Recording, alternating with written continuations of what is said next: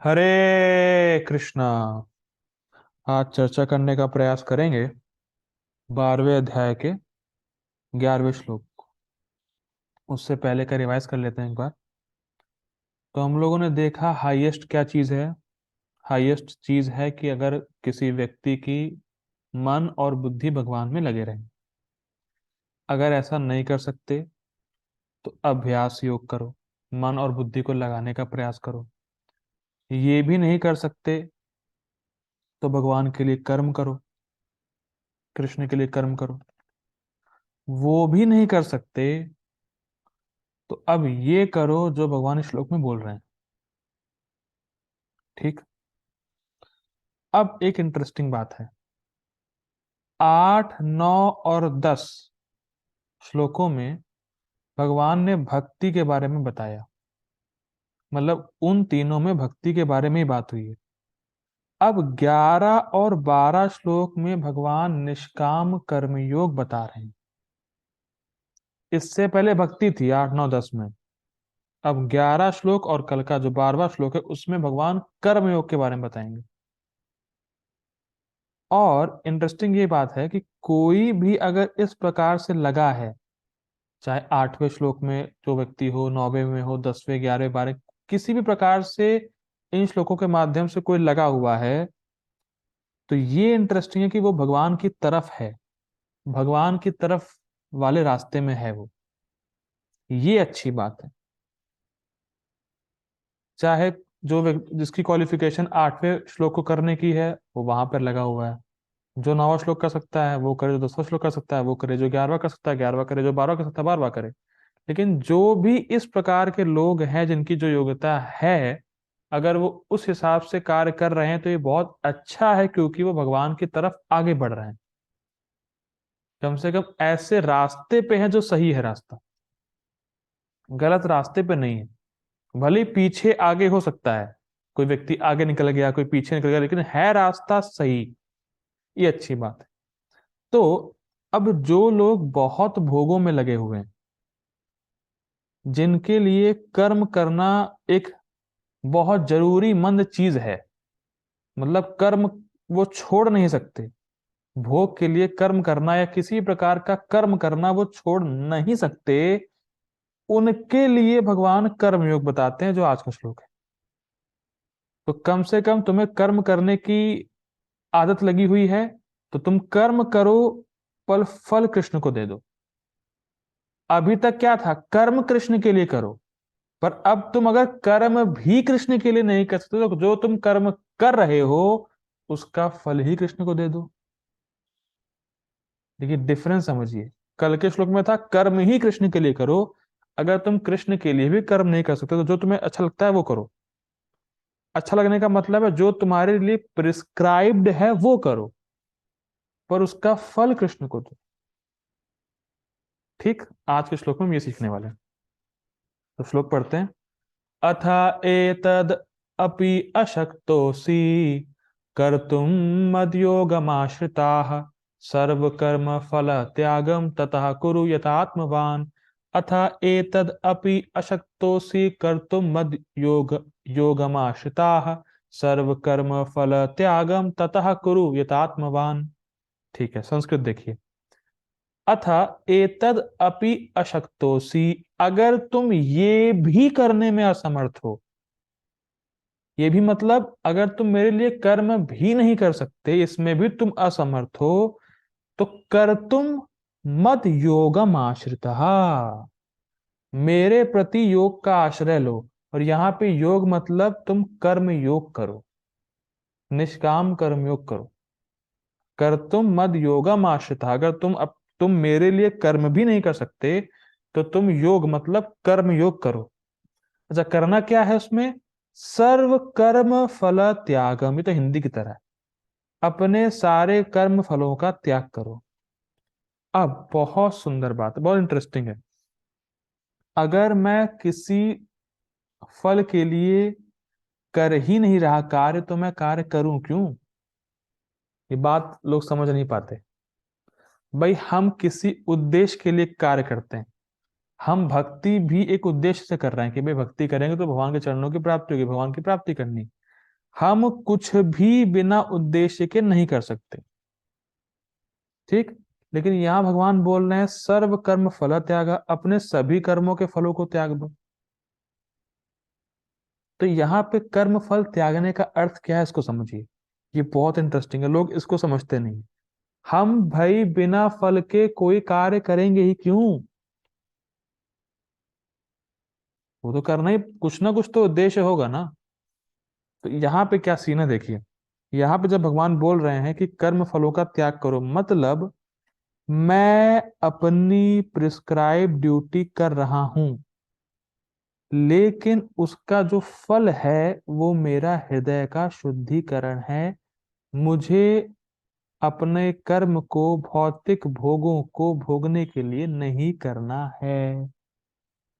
ये अर्थ है यहाँ पर। भले ही व्यक्ति अपने को कृष्ण को समर्पित नहीं कर पा रहा है, लेकिन क्योंकि उसका हृदय शुद्ध हो जाएगा इस तरह से अपने कर्म फल का त्याग करने से, तब वो समझ पाएगा कि भगवान है कौन। ये निष्काम कर्मियों का सबसे बड़ा फायदा है। जो डायरेक्ट भक्ति नहीं कर सकते, वो कम से कम निष्काम भावना से अपनी प्रिस्क्राइब्ड की हुई ड्यूटी करें, और तब उनको धीरे धीरे समझ आएगा कि भगवान है कौन। ठीक है ना? प्रिस्क्राइब ड्यूटी मतलब जो शास्त्र आपको आपके स्वभाव के हिसाब से करने को बोल रहा है, इसको प्रिस्क्राइब ड्यूटी बोलते हैं। इस प्रिस्क्राइब ड्यूटी से आप स्वर्ग की प्राप्ति कर सकते हैं, लेकिन तुम स्वर्ग प्राप्ति की इच्छा से इस कर्म को ना करके इस फल को त्यागते हुए हृदय का शुद्धिकरण हो जाए मेरा, ये फल लो, या इस फल की ओर डायरेक्ट करके अपने कर्म करो। मैं बहुत फिर से लो जा रहा हूं। मैं अपने प्रिस्क्राइब ड्यूटी से स्वर्ग की प्राप्ति कर सकता हूं, पर मैं स्वर्ग की प्राप्ति नहीं करना चाहता हूं। इस फल को मैंने त्याग दिया, पर मैं चाहता क्या हूं? मेरा हृदय शुद्ध हो जाए, ये फल चाहता हूं। लेकिन फल चाहता हूं पर भौतिक फल नहीं चाहता, इस बात को भगवान कह रहे हैं। सर्व कर्म फल त्याग मतलब भौतिक उद्देश्य से कर्म ना करो, अपने वर्णाश्रम के प्रिस्क्राइब ड्यूटीज को मत करिए। ठीक। ततः कुरु यत आत्मवान। आत्मवान मतलब मन। तो जो हमारा मन है, उसकी क्या कंडीशन होती है? हमारा मन हमेशा किसी भी कार्य को करने से पहले ये सोचता है, इसमें मेरे लिए क्या है, इसको करने से मुझे क्या मिलेगा, ये मन सोचता है हमारा।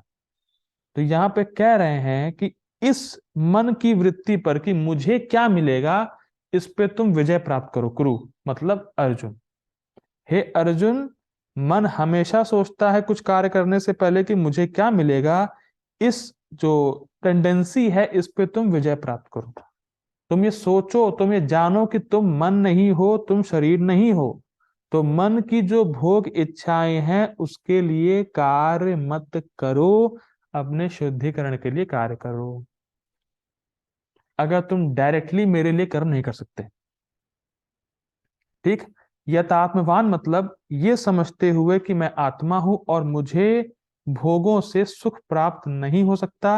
आत्मा से सुख प्राप्त होगा तो अपने हृदय को शुद्ध करने के लिए अपनी प्रिस्क्राइब ड्यूटी करो, और अपनी ही करो, किसी और की प्रिस्क्राइब ड्यूटी मत करो। ठीक है। देखिए ये श्लोक बहुत ब्रॉड विजन देगा, अभी जो प्रभुपाद जी के परपोर्ट में, बहुत ब्रॉड विजन। आपको लगेगा कि अरे यार, मैं क्या सोचता था और क्या वास्तव में है। हिल जाएंगे आप, बहुत इंटरेस्टिंग श्लोक है ये। प्रभुपाद जी का पर्पट बहुत अच्छा है इसमें। अनुवाद देखिए। किंतु यदि तुम मेरे इस भावना अमृत में कर्म करने में असमर्थ हो, तो तुम अपने कर्म के समस्त फलों को त्याग कर कर्म करने का तथा आत्म स्थित होने का प्रयत्न करो। प्रभुपाद जी समझाते हैं कर्म फल का त्याग मतलब, एक और एंगल लेते हैं। प्रभुपाद जी कहते हैं कर्म फल को भगवान की सेवा में या किसी अच्छे कर्म में प्रयोग किया जाए। अपने लिए ना करके भगवान की सेवा में या किसी अच्छे कर्म के लिए। किसी अच्छा कर्म मतलब देखेंगे हम लोग, ये पापा जी के पॉपट में देखेंगे हम लोग। ठीक। और हम लोग टीका पढ़ते हैं। टीका बड़ी इंटरेस्टिंग है, बहुत इंटरेस्टिंग है, बिल्कुल प्रैक्टिकल टीका है। देखिए, कुछ कुछ वर्ड्स टफ हैं लेकिन समझने का प्रयास करेंगे।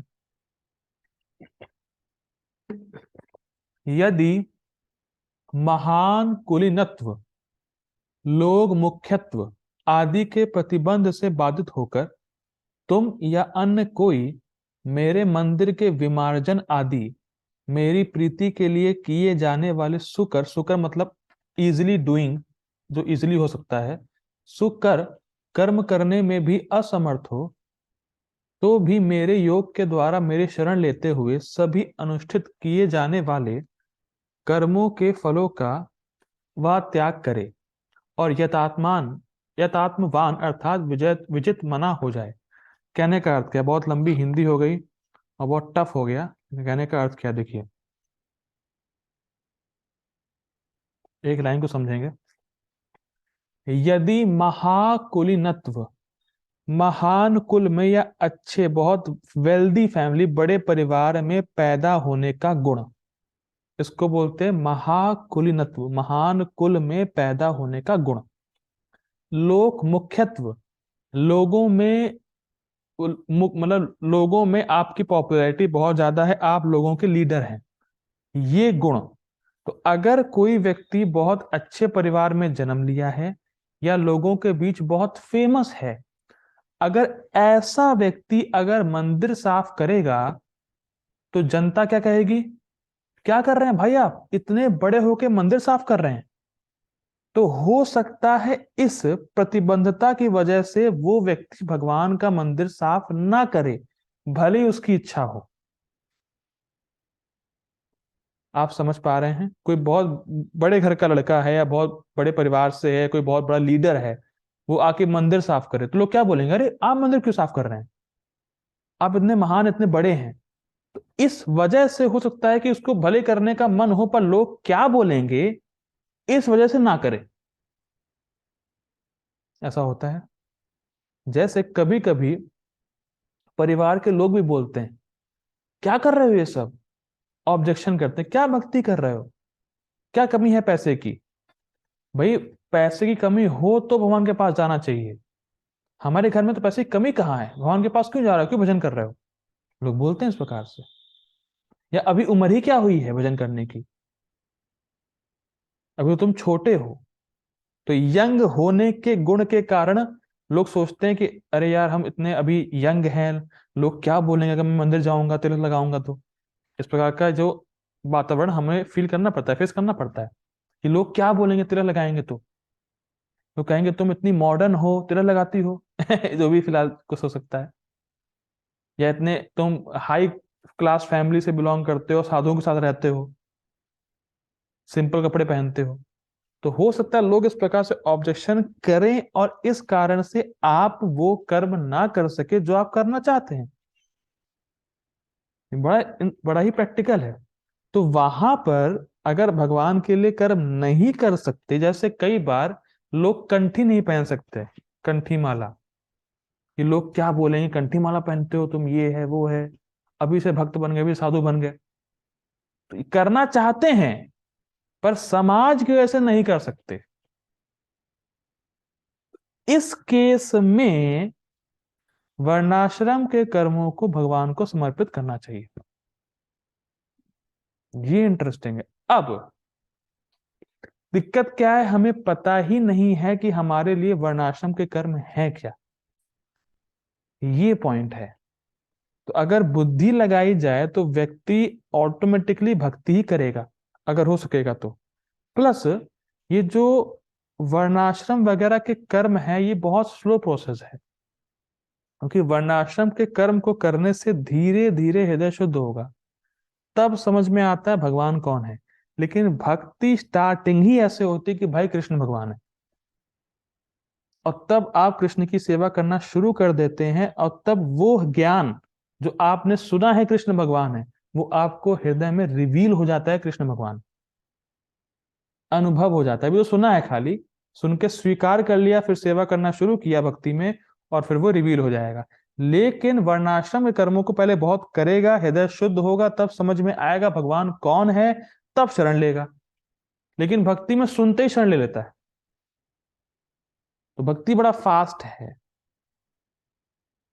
ये बहुत इंपॉर्टेंट है। लेकिन वर्णाश्रम के कर्म को करने से धीरे धीरे बहुत स्लो प्रोसेस है। लेकिन जो व्यक्ति डायरेक्टली भगवान के लिए कर्म नहीं कर सकता है किसी भी बाधा के कारण, तो उसको चाहिए कि वो वर्णाश्रम के कर्मों को निष्काम भाव से करे। ठीक है, आगे पढ़ते हैं। विजितात्मना, देखिए अब यथात्मवान शब्द को समझा रहे हैं। फलाभिसंधि से शून्य होकर अग्निहोत्र व दर्श पूर्णमासी आदि यज्ञों को मेरी आराधना स्वरूप करे, और इस प्रकार कर्मों के संपादन के द्वारा उसके हृदय में आत्मज्ञान उदित होगा, जैसे कीचड़ से कमल उगता है। ये बहुत इंटरेस्टिंग है। पहले तो समझाया अगर आप कर्म नहीं कर सकते कृष्ण के लिए, तो वर्णाश्रम के कर्मों को निष्काम भाव से करिए। अब इससे होगा क्या, इससे होता क्या है, इसको समझा रहे हैं। और ये भी समझा रहे हैं कि विजितात्मना, अपने मन पे विजय प्राप्त करो। तो कैसे प्राप्त होगा इसको समझा रहे हैं। देखिए, फल अभिसंधि, फल अभिसंधि का अर्थ होता है इच्छा या लक्ष्य। तो मैं कुछ वर्णाश्रम के कर्म कर रहा हूं जिससे मुझे कोई भौतिक लाभ प्राप्त हो, इस प्रकार की इच्छा से शून्य हो जाओ पहले तो। फल अभिसंधि से शून्य होकर मतलब आप अपने वर्णाश्रम के कर्मों को इसलिए नहीं कर रहे हैं कि मुझे कोई भौतिक लाभ प्राप्त हो। तो ऐसे वर्णाश्रम के, अगर ऐसे इस प्रकार से अगर हम वर्णाश्रम का पालन करेंगे और अगर हम भक्ति नहीं कर सकते हैं, तो कम से कम इस प्रकार से निष्काम भावना से कर्मयोग करने से हम धीरे धीरे भक्ति को प्राप्त हो जाएंगे। ये बहुत मैजिकल है। अर्जुन से भगवान कह रहे हैं कि भाई तुम भक्ति नहीं कर सकते हो, तो ऐसे वर्ण आश्रम का पालन करो फिर। अब इंटरेस्टिंग है, इसमें व्यक्ति अपने कर्म कर रहा है निष्काम भावना से, ठीक। लेकिन जब हम भक्ति करते हैं या कृष्ण के लिए कर्म करते हैं, तो स्वाभाविक वो कृष्ण के लिए ही है, भोग के लिए नहीं है। लेकिन वर्णाश्रम में व्यक्ति भोग के लिए भी कर सकता है और भोग के लिए नहीं भी कर सकता, चॉइस आपकी। लेकिन जब हम भक्ति कर रहे हैं या कृष्ण के लिए कर्म कर रहे हैं, तो वो कृष्ण के लिए ही है, भोग के लिए है ही नहीं। बात समझिए। लेकिन वर्णाश्रम के कर्मों को व्यक्ति भोग के लिए भी कर सकता है और भोग के लिए नहीं करके हृदय के शुद्धिकरण के लिए भी कर सकता है। और जब हृदय के शुद्धिकरण के लिए करता है, तब उसको निष्काम कर्म बोलते हैं। जैसे एक माता अपने छोटे बच्चे की सेवा करती है, पर कुछ बदले में चाहती है क्या? नहीं चाहती। That is love, that is भक्ति, कि मैं अपने बच्चे के लिए ही सेवा कर रही, बच्चे की ही सेवा कर रही, मैं बदले में कुछ नहीं चाहती। वो एक शुद्ध प्रेम, प्रभा जी कहते हैं, वो शुद्ध प्रेम का एक बूंद मात्र है माता का। लेकिन कृष्ण का प्रेम तो बहुत ज्यादा हाई है। तो ये बहुत इंटरेस्टिंग बात है।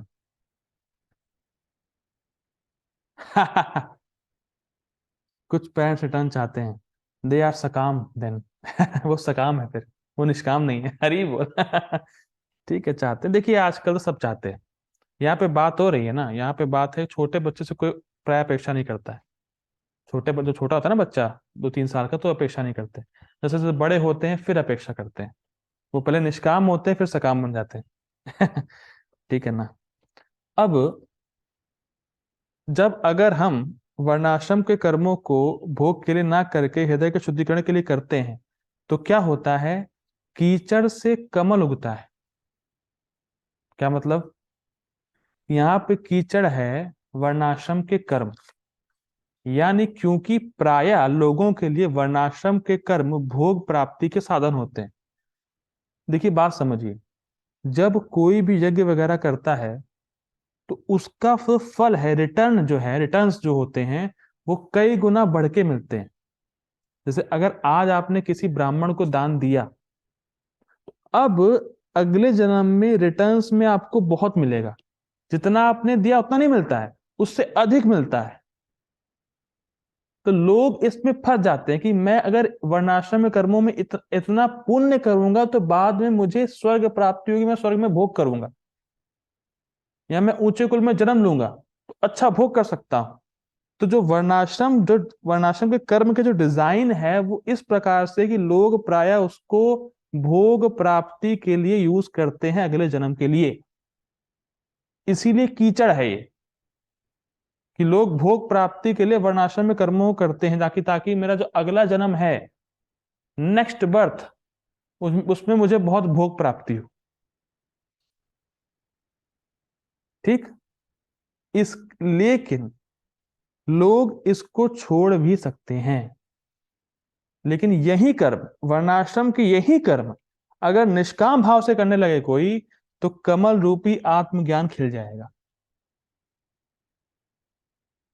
मैं फिर रिपीट कर रहा हूं, वर्णाश्रम में कर्म अगर भोग के लिए कर रहा है तो कुछ नहीं होने वाला है। तो वो भोग करेगा, स्वर्ग जाएगा, सब करेगा ना, वो तो आगे की बात है। अगर वर्णाश्रम के कर्म भोग प्राप्ति के लिए नहीं करेगा, वही सेम कर्म उसके हृदय में आत्मज्ञान उत्पन्न कर देगा। उसको ये रियलाइज हो जाएगा कि मैं आत्मा हूं, मैं शरीर नहीं हूं। आत्मा को सुख प्राप्त हो जाएगा। तो कीचड़ से कमल उग गया, क्योंकि वर्णाश्रम में कर्म प्राय कीचड़ की तरह है, भोग प्राप्त कराने वाले। लेकिन निष्काम भाव से करेंगे तो उसी कीचड़ में आत्मज्ञान रूपी कमल खिल उठेगा। ठीक है, इंटरेस्टिंग है।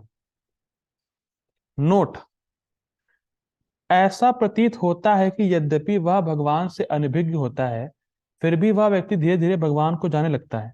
यदि वह इस प्रक्रिया को ठीक से समाहित करता है, अंततोगत्वा वह निष्काम कर्मयोग करता है जो भगवान को अर्पित होते हैं। यह एक सनिष्ठ भक्त का साधना पथ है। देखिए, निष्काम भाव से जो कर्मयोग कर रहा है, भले ही उसको ना पता हो कि भगवान कौन है, लेकिन निष्काम भाव से कर्मयोग करते करते धीरे धीरे वो समझ जाएगा भगवान कौन है। कैसे समझ जाएगा? भगवान की कृपा से समझ जाएगा, और फिर वो भक्ति में आ जाएगा। जैसे फर्स्ट क्लास में बच्चा है, तो फर्स्ट क्लास की बुक पढ़ते पढ़ते वो सेकंड में कैसे पहुंच गया उसको नहीं पता, पर अब वो सेकंड क्लास की बात को समझ जाएगा, क्योंकि उसने फर्स्ट पढ़ रखा है। तो निष्काम कर्मयोग करते करते करते करते उसका हृदय इतना शुद्ध हो जाएगा कृष्ण की कृपा से, कि वो कृष्ण को भगवान के रूप में स्वीकार करेगा और उनकी भक्ति करना शुरू कर देगा, या भक्ति के लिए मान जाएगा। अभी नहीं मान रहा है, लेकिन बाद में इसको करते करते भगवान श्री कृष्ण की भक्ति के बारे में मान जाएगा। ये इंटरेस्टिंग है। ठीक है ना? तो हमें ये करना है कि हमें उनको जो कर रहे हैं, अगर जो कर्मयोग का अधिकारी अगर वो कर्मयोग कर रहा है तो उसको वो करने देना है। ठीक है ना? और हमें ये साधना नहीं करनी, ध्यान दीजिएगा, हम कर्मयोग नहीं करते हैं। हमारी बात इस श्लोक में नहीं हो रही है। तो प्रभु जी, जब हमें ये करना ही नहीं तो हम सुन क्यों रहे हैं? ये हम इसलिए सुन रहे हैं कि हमें ये नहीं करना है।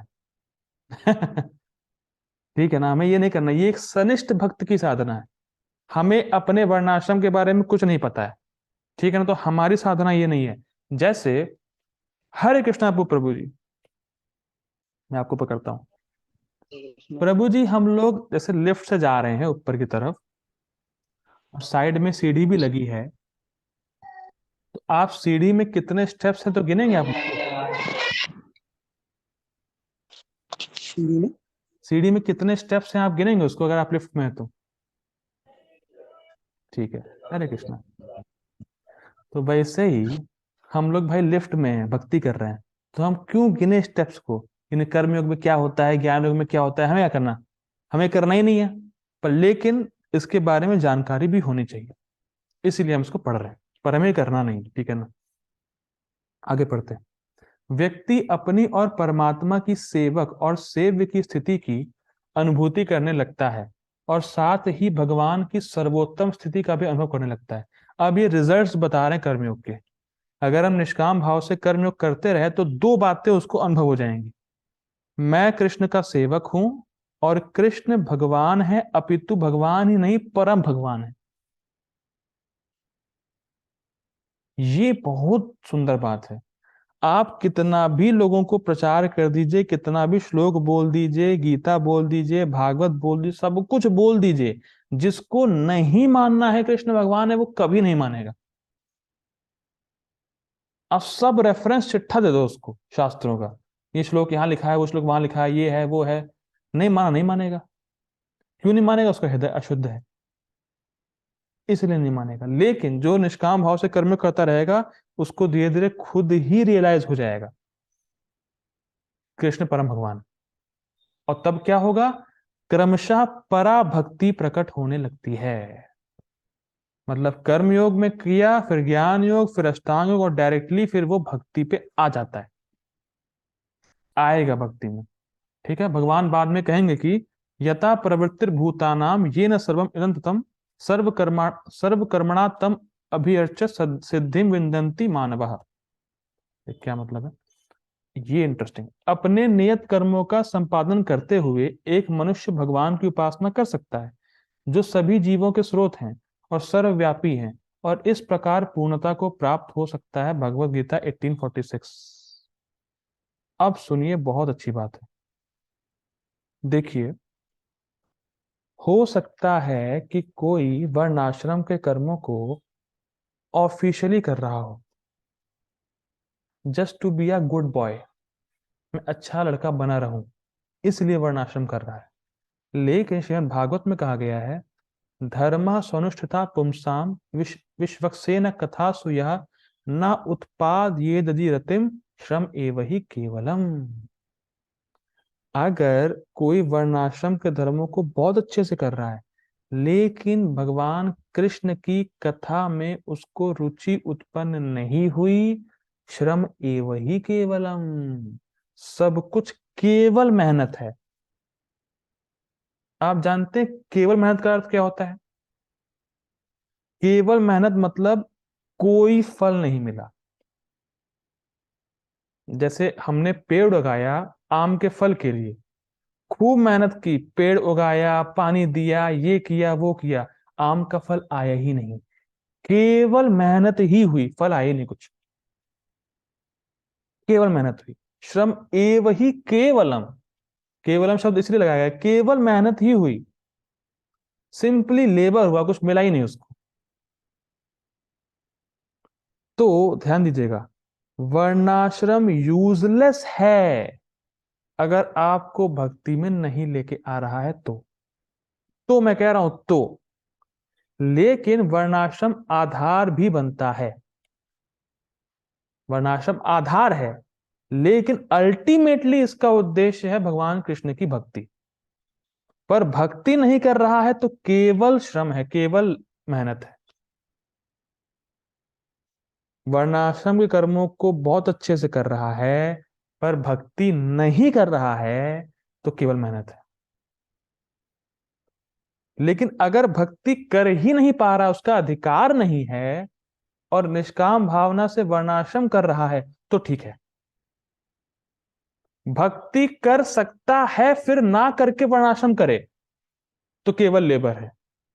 भक्ति नहीं कर सकता है तो वर्णाश्रम को निष्काम भाव से करे, ठीक है। अंतर समझ पा रहे हैं? ये बहुत इंटरेस्टिंग है। Officially just to be a good boy, नहीं मैं ब्राह्मण हूं, मैं सब कर्तव्य ब्राह्मण ही करूंगा और भक्ति नहीं करूंगा, जबकि वो कर सकता है। ये इंटरेस्टिंग है।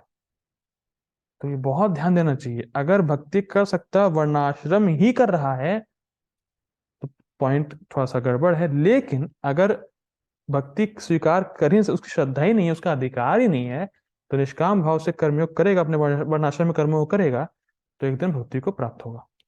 वो चीज ठीक है। देखिए एक बात देखिए होता कैसे है, मुझे डाउट है कि लोग समझ पा रहे होंगे। देखिए कैसा क्या है सीन, देखिए क्या है, बात समझिए। ज्ञान हमेशा रहता है, पर जब हमारी योग्यता होती है तो हमें प्रकट कराया जाता है। इसको कान खोल के सुनिए, मैं फिर रिपीट करूंगा, ये बहुत इंटरेस्टिंग बात है। ज्ञान हमेशा रहता है, पर जब हमारी योग्यता होती है तो हमें प्रकट कराया जाता है। इसीलिए प्रभुपाद जी बोलते थे this is revealed knowledge. Knowledge हमेशा है भक्ति की, पर हम योग्य जितने होते हैं उतनी मात्रा में रिवील कराई जाती। बहुत इंटरेस्टिंग है। भक्ति का ज्ञान हमेशा रहता है, जब हमारी योग्यता होती है समझने की तब हम उसके संपर्क में आते हैं। यही बात आप पहले भी पढ़े होते, या आप देख सकते हैं। जो भक्ति में स्टार्टिंग में होता है, प्रभुपाद जी की बुक्स पढ़ता है, कुछ धीरे धीरे भक्ति करता, नाम जप करता है, अच्छे से करता है, तो देखता है वही बुक, वही लेटर्स, वही शब्द अब उसको कुछ और रिवील कर रहे हैं। ऐसा नहीं, ऐसा है जो पहले समझ ही नहीं आया था कैसा है। वो नॉलेज तो वही है, पर हम धीरे धीरे शुद्ध हो रहे हैं तो वो नॉलेज अब हमें रिवील हो रही है। बहुत जबरदस्त बात है, बहुत जबरदस्त। और ये कब होता है? जब हमारा हृदय शुद्ध होता है। देखिए, बहुत इंटरेस्टिंग है, एक भक्त बता रहे थे कि वो प्रीचिंग करने जाते थे तो वहां पे एक डॉक्टर थे, एमबीबीएस थे, फिर उन्होंने पीएचडी करी। तो उनको ये बताया गया सिंपल कि मनुष्य और जानवर में क्या अंतर होता है। वो इतना भी नहीं समझ पाए, ये क्या बता रहे हैं, समझ नहीं पाए। यहाँ पे कोई एमबीबीएस पीएचडी है, लेकिन अगर मैं बताऊं मनुष्य जानवर में क्या अंतर होता है तो आप समझ जाएंगे। क्यों समझ पा रहे हैं?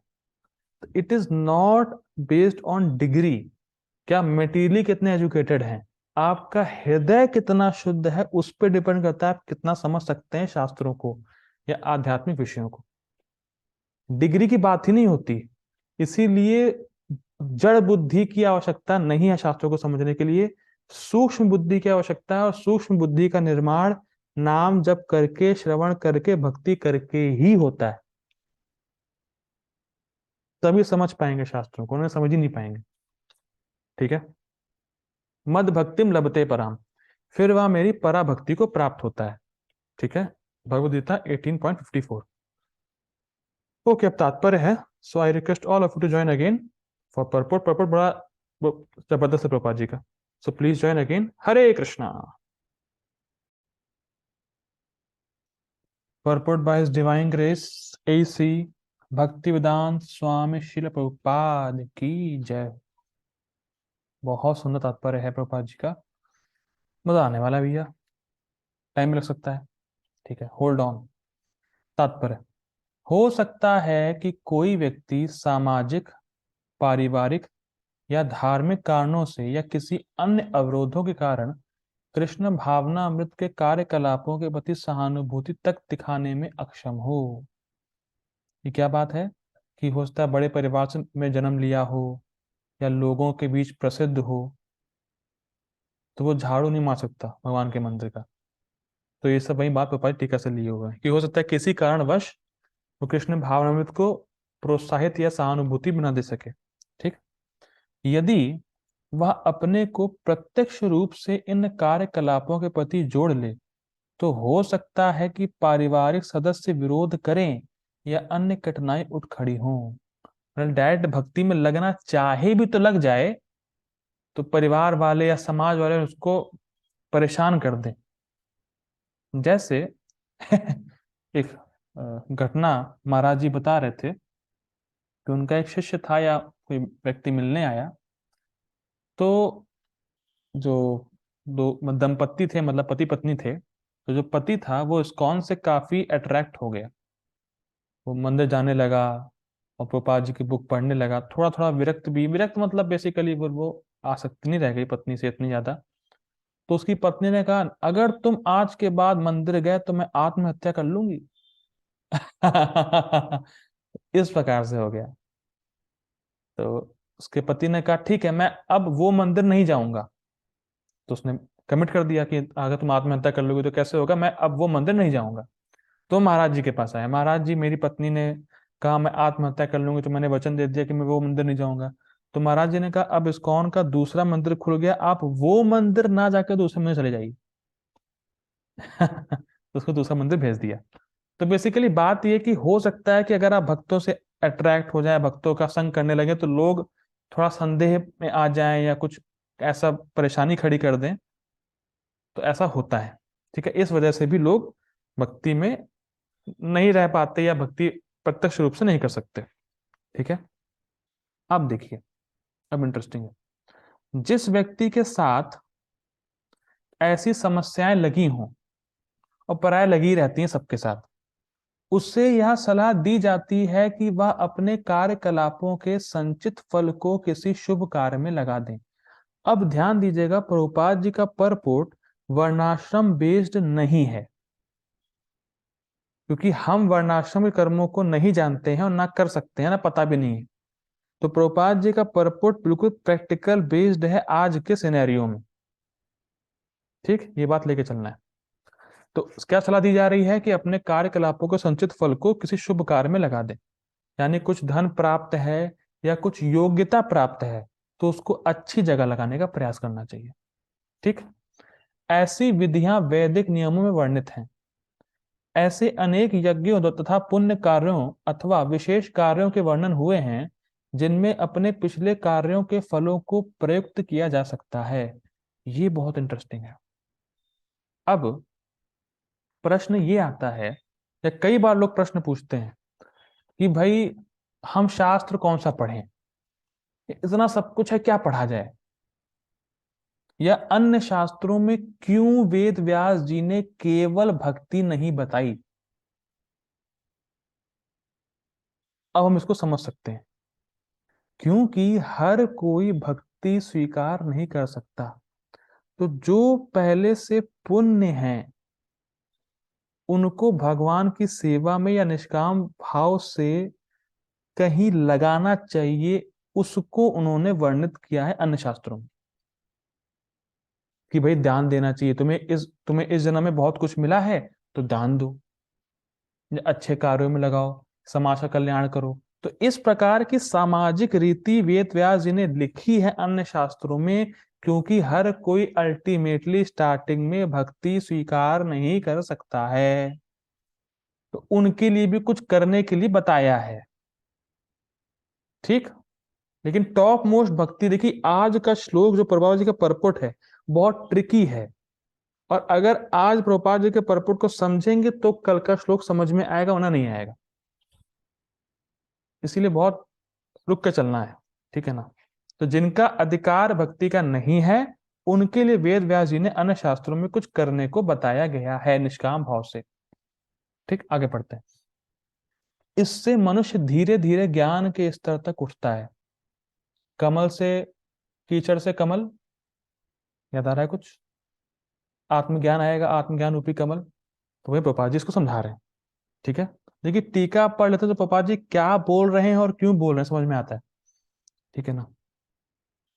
ऐसा भी पाया गया है कि कृष्ण भावनामृत के कार्यकलापों में रुचि न रहने पर भी जब मनुष्य किसी अस्पताल या किसी सामाजिक संस्था को दान देता है, तो वह अपने कार्यकलापों की गाढ़ी कमाई का परित्याग करता है। यहां पर इसकी भी संस्तुति की गई है। मैं पढ़ता हूं पहले। क्योंकि अपने कार्यकलापों के फल के परित्याग के अभ्यास से मनुष्य क्रमशः अपने मन को स्वच्छ बनाता है और उस विमल मनस्थिति में, कहा गया, वह कृष्ण भावना अमृत को समझने में समर्थ होता है। अब सुन, बहुत जबरदस्त बात है, इसको देखिए समझिए। प्रभुपाद जी कह रहे हैं अगर किसी को भक्ति में रुचि नहीं, या मान लीजिए किसी को कृष्ण भावनामृत में रुचि नहीं है, तो भी वो अपने फलों का त्याग जरूर करे। बात समझिए, भगवान ये सारे श्लोक बोल रहे हैं, इन सब में एक कॉमन चीज आपको देखने को मिलेगी। भगवान चाहते हैं कि हम स्वार्थ परखता से बाहर निकलें। Means Krishna is trying to bring condition soul which is completely selfish to some kind of selflessness. बद्ध जीव जो पूरी तरह भोगों में है, उसको कुछ कुछ निष्कामता या निस्वार्थ की तरफ लेके आना है। ये एक चीज कॉमन है। हाईएस्ट तो ये कृष्ण के लिए त्याग करना चाहिए। नहीं कर सकते तो उसका अभ्यास करो, नहीं कर सकते तो कृष्ण के लिए कर्म करो, ये भी नहीं होगा तो समाज के लिए करो। ये बड़ा इंटरेस्टिंग है। और प्राय आपको ऐसे ही लोग ज्यादा मिलेंगे। वो भगवान के भक्तों को प्रसाद नहीं खिलाएंगे, जल बंटवाएंगे, ऐसा करेंगे, भंडारा कर देंगे, वो कर देंगे, वो कर देंगे। वो भी ठीक है। या पेड़ लगाएंगे, तुलसी नहीं उगाएंगे, पेड़ लगाएंगे, वो भी ठीक है। तो भगवान अपने भोग के लिए कभी नहीं कह रहे हैं कि तुम अपने भोग के लिए करो। भगवान भोग नहीं सिखा रहे हैं, क्योंकि भोग तो एक बद्ध जीवात्मा का डिफॉल्ट मोड है। वो त्याग सिखा रहे हैं। हर श्लोकों में त्याग ही सिखा रहे हैं भगवान। ये बहुत जबरदस्त है। हमें सेल्फिशनेस से सेल्फलेसनेस की ओर भगवान मोड़ना चाह रहे हैं। जैसा जिसका अधिकार है वैसे करो, लेकिन सेल्फिश होने की बात तो है ही नहीं। मैं केवल अपने बारे में सोच रहा हूं।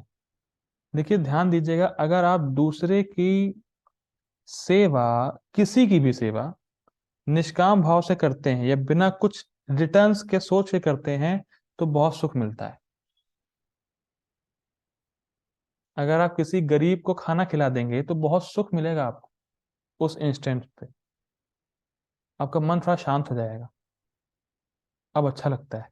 ये एक स्तरीय है। अगर आप कृष्ण के लिए करेंगे तो टॉप मोस्ट है, तो आपको अनलिमिटेड ब्लिस मिलेगा, तो आपको आध्यात्मिक सुख मिलेगा। लेकिन अगर आप किसी गरीब को भी खाना खिलाते हैं, कुछ त्याग करते हैं, तो आपको सुख मिलता है, मन को शांति मिलती है कुछ हद तक। तो त्याग करने में सुख है, ये हम बताना चाहते हैं। उनके लिए त्याग करो तो अल्टीमेटली वो तो बड़ा जबरदस्त चीज है। उनके लिए नहीं कर सकते तो कम से कम समाज के कल्याण के लिए कुछ करो। अस्पताल खुलवाओ, किसी भी सोसाइटी में दान दो, लेकिन त्याग करो। उससे क्या होगा? उससे आपका मन स्वच्छ बनेगा, और धीरे धीरे मन के स्वच्छ होने से आप कृष्ण कॉन्शियसनेस को समझने में समर्थ भी बन जाएंगे। ये बहुत इंटरेस्टिंग है, बहुत इंटरेस्टिंग है। आगे पढ़िए।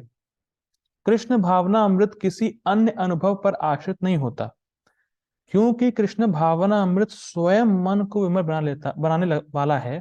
किंतु यदि कृष्ण भावना अमृत को स्वीकार करने में किसी प्रकार का अवरोध हो, तो मनुष्य को चाहिए कि अपने कर्म फल का परित्याग करने का प्रयत्न करे। अब किसी के मन में संदेह हो सकता है, भाई आप ये कह रहे हैं क्या कि भक्ति करने के पहले हमें कर्म फल का त्याग करना या कर्मयोग करना ही पड़ेगा? आप ये कहना चाहते हैं? नहीं नहीं नहीं, यहां सब ट्विस्ट हो जाएगा। ये लाइन प्रभुपाद जी की ट्विस्ट करने वाली। इसको पढ़ के लग रहा होगा कि जो कृष्ण भावनाओं को स्वीकार करने में कोई अवरोध आ रहा है, नहीं स्वीकार कर पा रहे हैं, तो उनको चाहिए कि कर्म फल का परित्याग करने का प्रयत्न करें। ऐसा नहीं कहा जा रहा है कि भक्ति करने के पहले सबको अपने कर्म फल का त्याग करना है और कर्मयोग करना ही पड़ेगा। ध्यान दीजिएगा, ऐसा बिल्कुल नहीं है। भक्ति में आने से पहले ये चीज करने की जरूरत नहीं है। अगर भक्तों का संग ही केवल मिल गया, किसी को भक्तों का संग मिल गया और इतनी श्रद्धा है उसमें कि भाई जो भक्त बोल रहे हैं वो सही बोल रहे हैं, तो भक्ति तुरंत उसको शुद्ध करके अपने पास बुला लेगी, भक्ति देवी। मैं फिर रिपीट कर रहा हूं। हम में कितने भी दुर्गुण हो सकते हैं, कितने भी बुरी आदतें हो सकती हैं, लेकिन अगर हमें ये विश्वास है कि भक्ति अच्छी है और भक्त अच्छे हैं, तो हम शुद्ध हो जाएंगे, बिना कुछ किए शुद्ध हो जाएंगे। ये भक्ति का प्रभाव है। हमें कर्म फल त्याग करना, कर्म करने की जरूरत नहीं है। और प्रायः हमारे साथ ऐसा ही हुआ है। कोई भक्त आया, यूट्यूब पे सुना, अरे यार सही बोल रहे हैं यार, तो बात लॉजिकल कर रहे हैं। फिर देखा कितने आनंद में है भक्त लोग, भक्ति अच्छी है। बस इतने से ही काम हो गया, अब भक्ति में आ गए हम लोग। जैसे फॉर एग्जाम्पल, लिफ्ट आपको तुरंत ऊपर चढ़ा देगी, लेकिन फिर भी लिफ्ट का दरवाजा खोलना तो हमें पड़ेगा ना, बटन दबाना तो पड़ेगा। तो कुछ योग्यता चाहिए कि भक्त अच्छे हैं, भक्त जो बोलते हैं अच्छा बोलते हैं, सही बोलते हैं, भक्ति अच्छी है, तुरंत बटन दब के अंदर पहुंच जाएंगे। इतना होना चाहिए। और बाकी अगर कर्म करने पे लगे तो सीढ़ी चढ़ते रहेंगे, चढ़ते रहेंगे, चढ़ते रहेंगे, तब बाहर नहीं पहुंचेंगे। इसीलिए थोड़ी श्रद्धा होनी चाहिए। और भक्ति अपने आप में स्वतंत्र है। ऐसा नहीं है कि भक्ति करने से पहले आपको कर्मयोग करना आवश्यक है, आवश्यक नहीं है। लेकिन जो लोग भक्ति नहीं पकड़ सकते उनको करना चाहिए। जिनके जिनके पास इतनी भी श्रद्धा नहीं कि भक्त अच्छा है या भक्त सही बोल रहे हैं, फिर उनको करना चाहिए। लेकिन हर किसी को करना चाहिए ये नहीं बोला जा रहा। ठीक। ऐसी दशा में समाज सेवा, समुदाय सेवा, राष्ट्रीय सेवा, देश के लिए उत्सर्ग आदि कार्य स्वीकार की जा सकते हैं, जिससे एक दिन मनुष्य भगवान की शुद्ध भक्ति को प्राप्त हो सके। ये बहुत इंटरेस्टिंग है। देखिए, हमारे पॉलिटिशियंस कई बार नारा निकालते हैं या स्लोगन बनाते हैं, सारे काम देश के नाम। तो अब ये ठीक है कि नहीं ठीक है? अगर मान लीजिए मैं पूछूं कि सारे काम देश के नाम, तो क्या ये ठीक है? क्या राय है आपकी अपूर्व प्रभु जी? सारे काम देश के नाम, हमारा देश, देशभक्ति, क्या ये सही है? जी, आप अपने आप को अनम्यूट कर सकते हैं। ओके, एक सेकंड दीजिएगा, मेरा ईयरफोन नहीं लगा है। हाँ, क्या कह रहे हैं प्रभु जी आप? नहीं। नहीं है, ठीक है, हरे कृष्णा, ठीक, हरि बोल। प्रभु जी ने कहा नहीं है, पर अच्छा है। बस यही ट्विस्ट है। यही ट्विस्ट है, पापा जी के परपट में ही पकड़ना है। सारे काम देश के नाम, देशभक्ति, ये ठीक है। हम ऐसे लोगों की निंदा नहीं कर सकते जो देशभक्ति में लगे हैं केवल, फिर भी नहीं कर सकते। क्योंकि कम से कम वो अपने भोग के लिए तो कार्य नहीं कर रहे, देश के बारे में सोच तो रहे हैं। उनका अपना स्वार्थ तो नहीं है या कम है। ये बहुत जबरदस्त प्रभुपाद जी का पर्पट है कि एक बात को समझना पड़ेगा। ये उस चेतना वाले व्यक्ति के लिए ठीक है जो कर्म योग, या बेसिकली जो भगवान के लिए कर्म नहीं कर सकता, भक्ति नहीं कर सकता, उस चेतना वाले व्यक्ति के लिए ठीक है।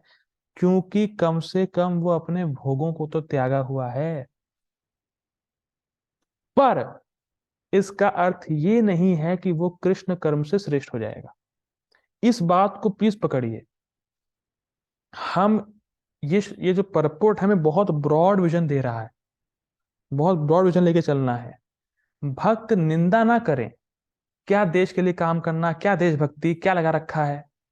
ना ना ना ना ना, वो उन लोगों के लिए जरूरी है, क्योंकि वो तुरंत भक्ति एक्सेप्ट नहीं कर पा रहे। इसलिए जरूरी है उनके लिए कि वो करें काम वैसा। देखिए, भक्ति करेगा तो शुद्ध हो ही जाएगा, तो डेफिनेटली डन है। पर वो भक्ति करेगा नहीं ना, बात समझिए। वो भक्ति पकड़ नहीं सकता अभी, तो करेगा नहीं। लेकिन अगर ये करेगा तो भक्ति अल्टीमेटली कहीं ना कहीं कर लेगा वो। आप उसको भक्ति फोर्स नहीं कर सकते, वो ले नहीं रहा है। लेकिन अगर वो देशभक्ति में भी लगा हुआ है, समाज सेवा में भी लगा हुआ है, ये अपने भोगों का थोड़ा त्याग कर रहा है या त्याग किया है, धीरे धीरे वो शुद्ध होके भक्ति करने लग जाएगा आगे जाके। अभी नहीं कर रहा है, अभी वो स्वीकार ही नहीं करेगा। इसीलिए उसको वो करना जरूरी है जो इस समय वो कर रहा है। इसीलिए निंदा नहीं होनी चाहिए। ये श्लोक बहुत जबरदस्त है। देखिए कई बार लोग जो है ना, देश के लिए बहुत कुछ करते हैं, समाज सेवा उनको इतना ज्यादा पसंद आता है, ये भक्ति नहीं करेंगे पर समाज सेवा करने के सबसे आगे रहेंगे। ठीक है, अच्छा है ये भी अच्छा है, क्योंकि भक्ति तुम पकड़ नहीं सकते अभी। लेकिन कोई कहे कि ये भक्ति से अच्छा है, ये गलत बात है। इन दोनों के डिफरेंस को समझिए। वो जिस स्तर पे कर रहा है समाज सेवा, वो अच्छा है उसके लिए, उसके लिए वो अच्छा है, तो वो भी ठीक है, तुम करो। लेकिन कोई कहे कि नहीं, समाज सेवा ही माधव सेवा, ये गड़बड़ है, ये गड़बड़ हो जाए, आप उस स्तर को वहां नहीं ला सकते। लेकिन आप अगर माधव सेवा नहीं कर सकते तो आप समाज सेवा से शुरू करिए, आप माधव सेवा तक आ जाएंगे। बात समझिए, ये उस चेतना वाले व्यक्ति के लिए ठीक है। ठीक है ना? बहुत इंटरेस्टिंग श्लोक है ये। इसीलिए किसी की निंदा नहीं करनी चाहिए कि वो समाज सेवा कर रहा है।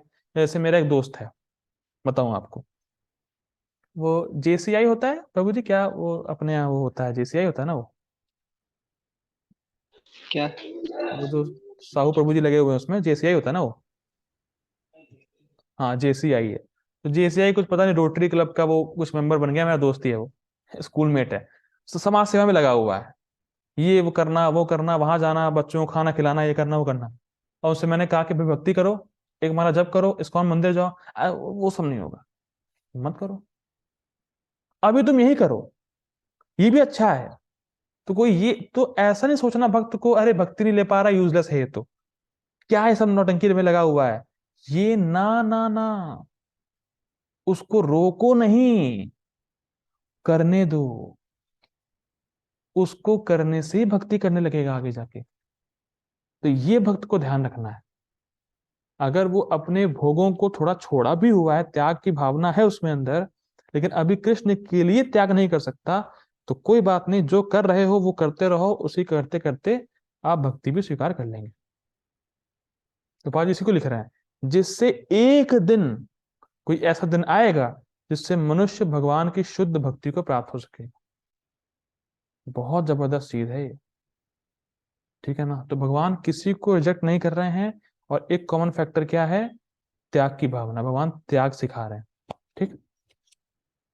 भगवत गीता में ही कहा गया है, यत्तः प्रवृत्तिर्भूतानाम, यदि कोई परम कारण के लिए उत्सर्ग करना चाहे, तो भले ही वह यह ना चाहने कि परम कारण कृष्ण है, फिर भी वह क्रमशः यज्ञ विधि से समझ जाएगा कि वह परम कारण कृष्ण ही है। मतलब अगर करता रहेगा इन सब चीजों को, तो उसकी सहज श्रद्धा आगे जाके हो जाएगी कृष्ण परम भगवान है, और फिर वो भगवान की शरण ग्रहण कर लेगा। हम लोगों ने देखा था कि अगर कोई व्यक्ति निष्काम भावना से कर्मयोग करता है, उसका हृदय शुद्ध होता है, तो अगर वो ना भी जाने कि भगवान कौन है, तो बाद में वो जान लेता है कि भगवान कौन है। उसी को प्रभुपाद जी यहाँ पे लिख रहे हैं। ठीक है ना? हरे कृष्ण, प्रभुपाद की जय। श्री भगवद गीता की जय। Hare Krishna. Thank you for joining. Hari बोल।